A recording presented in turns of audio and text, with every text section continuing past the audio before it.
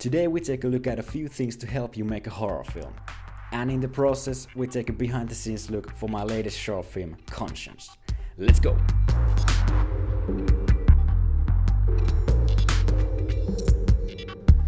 The most important part of your project is the story. And I'm gonna be using my short film Conscience as an example. So when I started this project, it wasn't called Conscience, it wasn't called like anything. It just came with an idea that I wanna make a horror film.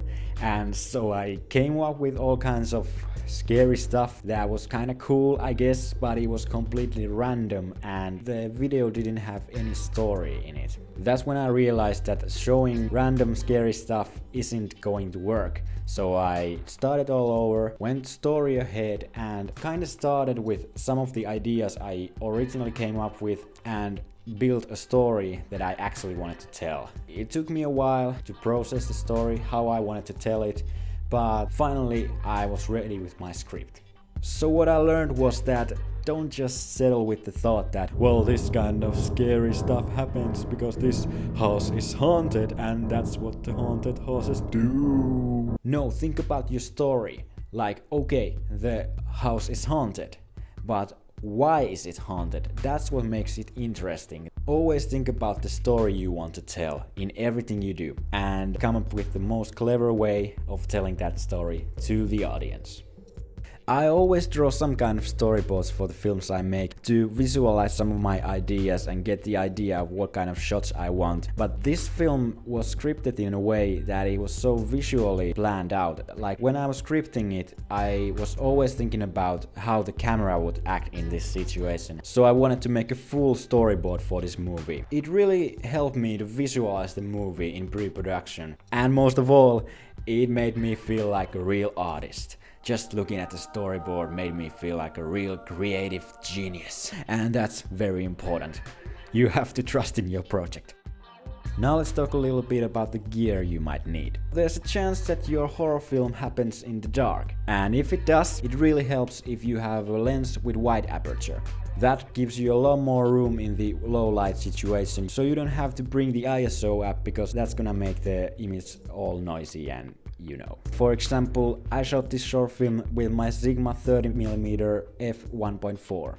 And obviously it really helps if you get your hands on a camera that can perform well in low light, like Sony A7S, but I don't have that kind of money yet. I shot this short film with my Canon 700D, or as some of you may know it, T5i.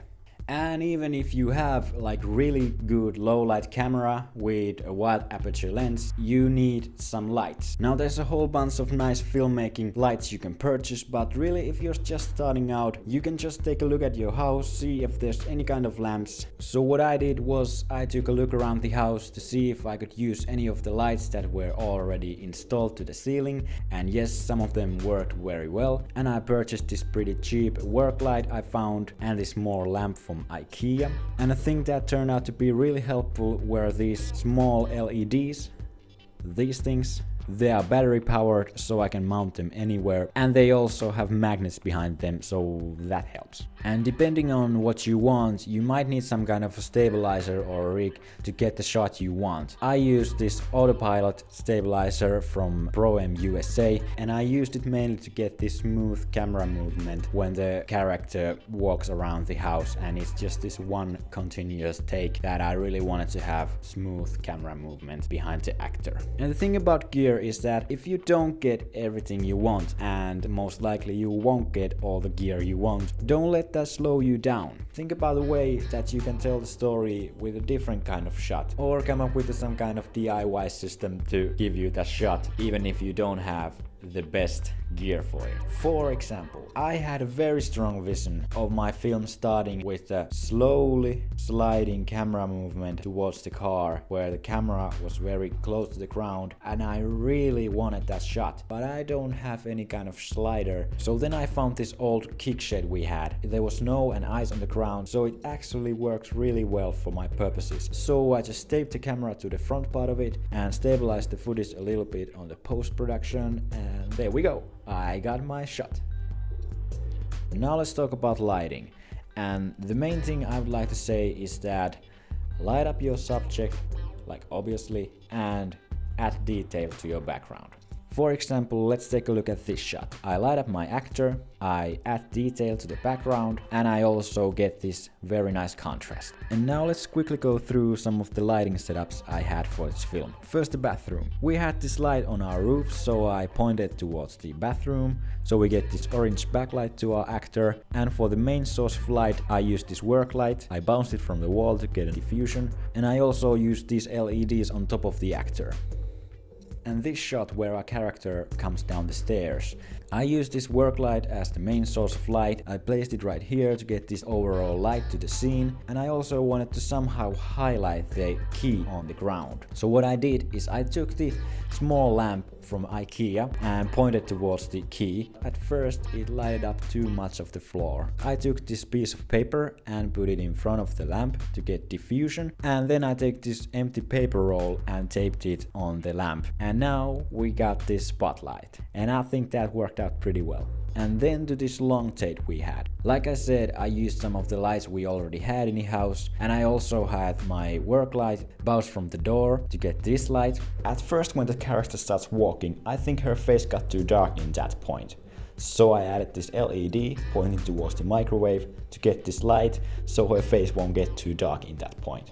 And I also placed the other LED behind this one lamp to make it look a little bit brighter. And then to the music and sound. Music is really important part of your film. It really helps you to create the atmosphere you want. And there are many websites where you can find music for your film. For example, Purple Planet, where the music is completely free. Link in the description. But I purchased my music and most of the sound effects from Triune Store. Link in the description as well. But what I think is that if there's some kind of sound effects that you can create yourself, that's gonna make your movie really unique. So for this film, I had this idea when I was at my grandparents' house. They have this fridge that sometimes makes a very disturbing crawl. So I had an idea to put my microphone inside of the fridge and record some of that crawl. And here's what it sounded like.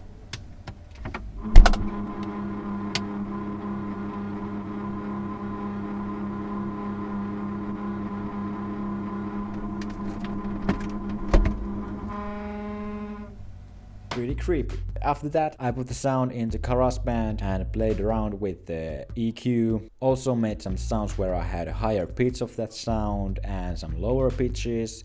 And I ended up really liking the higher pitch one. And before I know it, I have a collection of cool, unique sounds that I can add to my film.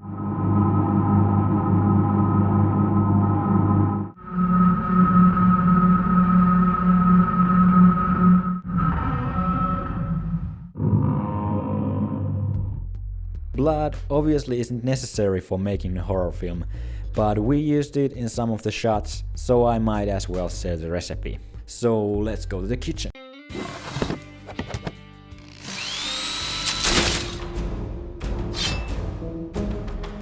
Okay, really simple recipe. I learned this from Rocket Science Film School. So first add some corn syrup, then some red food coloring, and then add some cocoa powder to make it darker.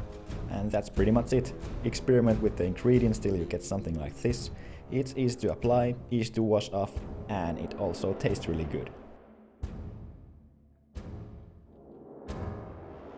So there you go. Those are some of the things to help you make a horror film. Thank you so much for watching. And here's the short film I used as an example. Go watch it right there. And till next time, bye bye.